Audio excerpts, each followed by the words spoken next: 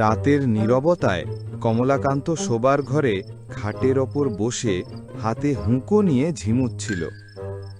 টিমটিম করে ছোট্ট আলো জ্বলছিল, দেয়ালে ভৌতিক ছায়া নাচছিল।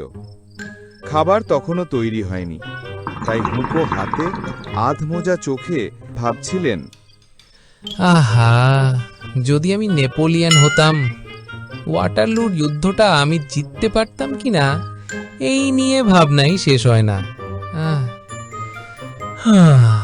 হুঁকোর নেশায় চোখ বুজে আসছে। ঠিক তখনই হঠাৎই এক ক্ষুদ্র শব্দ ভেসে এলো। কে ওখানে? আরে, বিড়াল নাকি? না না, মনে হলো যেন ডিউক ওয়েলিংটন রূপ পাল্টে অফিম ভিক্ষা করতে এসেছে। ওহ, ভুল ভেবেছি। আসলে একখানা ছোট্ট মার্জার প্রসন্ন আমার জন্য যে দুধটা রেখে গিয়েছিল সব খেয়ে এখন পেট ভরেছে, খুশিতে গাইছে মিয়াও মিয়াও। কি সাহস! তুমি তো ভাবছো যুদ্ধ যুদ্ধ, আমি তোমার সব দুধ খেয়ে নিলাম। এখন বলো দেখি কি করবে? বেশ করেছ। দুধ তো আমার নয়, মঙ্গলার, আর দহন করেছে প্রসন্ন। তাই দুধের উপর যেমন আমার অধিকার, তেমনি তোমারও আছে। রাগ করার কিছু নেই। কিন্তু এক পুরানো প্রথা আছে, বিড়াল দুধ খেয়ে ফেললে তাড়িয়ে মারতে হয়। আমি যদি সেটা না করি তবে মানুষ বলবে আমি কাপুরুষ। বিড়াল সমাজও হয়তো আমাকে নিয়ে হাসাহাসি করবে। তাই পুরুষোচিত কাজ করাই ভালো।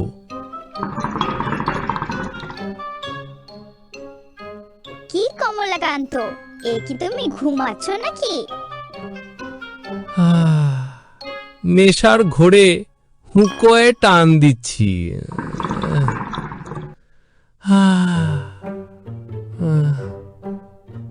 লাঠিটা কোথায়? লাঠিটা কোথায় গেল? এখানে তো ছিল। হ্যাঁ, পেয়েছি। এবার দাঁড়াও, দেখাচ্ছি মজা। কেন আবার লাঠি হাতে কেন? একটু ভেবে দেখোই না। তুই চুরি করেছিস, তাই তোকে মারবো, এটাই প্রথা। প্রথা মানে কি ন্যায়? বলো দেখি। তোমরা মানুষ, দুধ, সর, মাংস, মাছ সব খাও, আমাদেরও তো ক্ষুধা আছে। আমরা একটু খেলে এত রাগ কেন? কোন শাস্ত্রে লেখা আছে যে বিড়াল খেলে লাঠি মারা উচিত?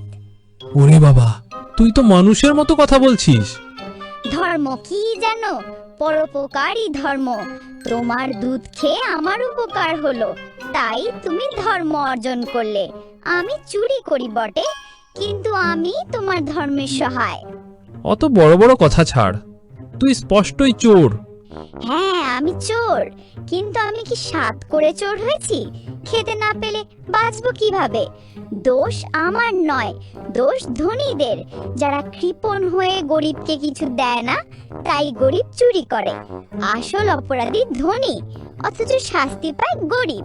যাহার যত ক্ষমতা সে তত ধন সঞ্চয় করতে না পারে, তবে সমাজের ধনবৃদ্ধি থেমে যাবে, উন্নতি হবে না।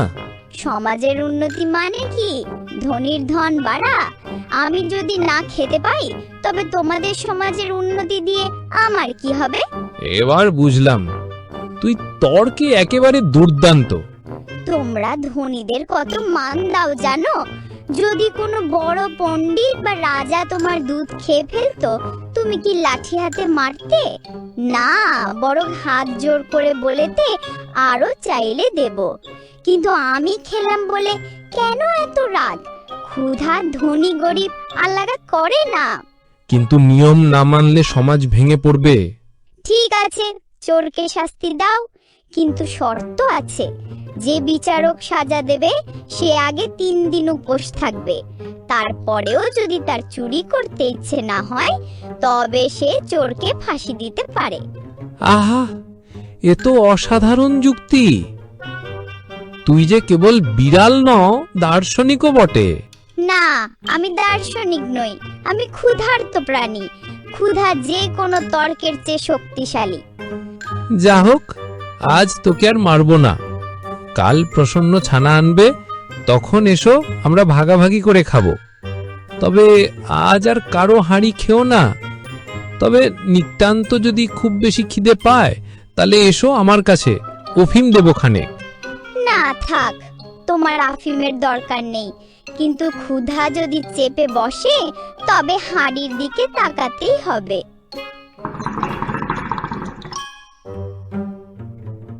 আজ মনে হচ্ছে আমি এক পথভ্রষ্ট প্রাণীকে আলোয় এনেছি। কিন্তু কি অদ্ভুত, একটা ছোট্ট বিড়ালের মধ্যেও এত বড় যুক্তি, এত দর্শন লুকিয়ে থাকে।